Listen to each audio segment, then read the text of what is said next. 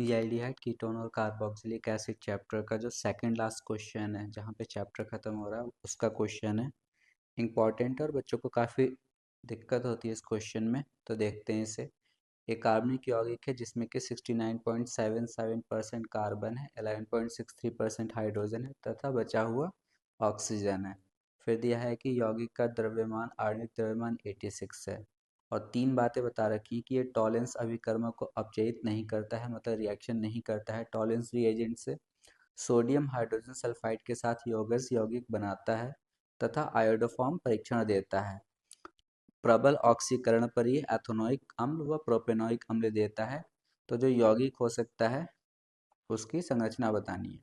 अब आप देखो, कार्बन का परसेंटेज दे रखा है हमें, ठीक है, 69.77, हाइड्रोजन का 11.63, ऑक्सीजन का कैसे निकालोगे?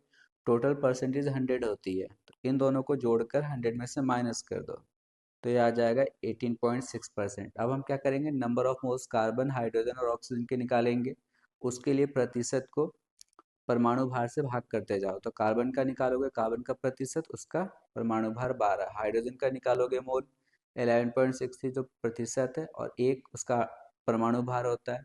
ऑक्सीजन का कितना प्रतिशत आया था, 18.6, उसको 16 से भाग कर दोगे तो ये आ जाएगा 1.16, हाइड्रोजन का 11.63 और कार्बन का 5.81।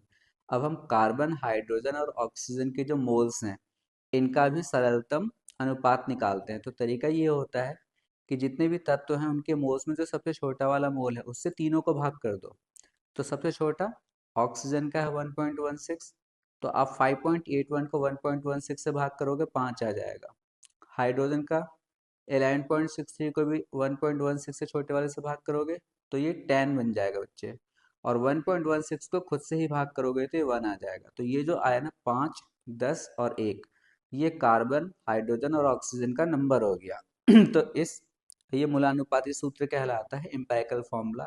कार्बन का नंबर कितना आया 5, तो C5 हो गया। हाइड्रोजन कितना है 10, हाइड्रोजन 10, ऑक्सीजन कितना है 1। इन सब के भार को जब जोड़ोगे तो 86 आएगा।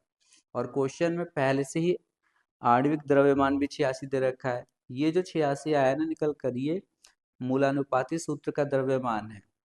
तो अब आप यहाँ पे देखो कि मूलानुपाती सूत्र का द्रव्यमान और आणविक द्रव्यमान, मॉलिक्यूलर फॉर्मूला द्रव्यमान या मॉलिक्यूलर मास बराबर है। इसका मतलब यहाँ पे इसका जो मूलानुपाती सूत्र है वही आणविक सूत्र होगा, तो आणविक सूत्र भी इसका कितना होगा, मॉलिक्यूलर फॉर्मूला C5H10O। अब हम एक ऑक्सीजन की मदद से इतना बता सकते हैं कि ये या तो एल्डिहाइड होगा या कीटोन होगा। अल्कोहल और ईथर क्यों नहीं हो सकता, क्योंकि उस पर टॉलेंस टेस्ट की या आयोडोफॉर्म टेस्ट की बात ही नहीं होती है। बट मैं आगे फिर ये भी कह सकता हूँ कि ये एल्डिहाइड नहीं होगा, क्यों, ये टॉलेंस टेस्ट नहीं देता है, तो अतः ये कीटोन होगा। अब 5 कार्बन को लेकर आप कीटोन क्या बना सकते हो, या तो ये वाला या ये। अब इसमें एक को हमने ए नाम दे दिया, एक को बी। अब इसमें भी ए नहीं हो सकता, हम लिखेंगे पहले ए और बी दोनों कीटोन हो सकते हैं, परंतु आयोडोफॉर्म अभिक्रिया सिर्फ वही कीटोन देते हैं जिसमें सीओ के पास CH3 हो। तो इसमें तो सीओ के दोनों तरफ CH2 है, तो हम कह सकते हैं कि जो कीटोन होगा वो बी वाला होगा। अब हम क्या करेंगे, तीनों रिएक्शन जो ऊपर दे रखी हैं वो करके दिखाएंगे। पहले सोडियम हाइड्रोजन सल्फाइड से रिएक्शन कराओगे तो ये टूटता है Na+ और SO3H- में, तो O के साथ जुड़ जाएगा ONA और नीचे यहाँ पे SO3H, तो ये बन गया। फिर जब आप इसमें आयोडोफॉर्म और NaOH डालोगे तो आपको पता है कि CH3 वाला पार्ट आयोडोफॉर्म में बदल जाता है और बाकी बचे हुए कार्बन्स सोडियम लवण बना लेते हैं कार्बोक्सिलिक अम्ल का। तो ये आयोडोफॉर्म रिएक्शन हो गई इतनी। जब हम ऑक्सीकरण कराते हैं, बहुत मुश्किल से ऑक्सीकरण होता है कीटोन का, प्रबल ऑक्सीकरण लेना होता है, तो आप बस इतना ही लिख दोगे। और बनेगा कैसे, कीटोन में इधर से आप बॉन्ड ब्रेक कर दो, यहाँ से बॉन्ड ब्रेक करोगे तो इधर 2 कार्बन हो गए, इधर 3, 2 कार्बन का एसिड बना दो और इधर 3 कार्बन का एसिड बना दो, ठीक है। तो इस तरीके से ये क्वेश्चन हम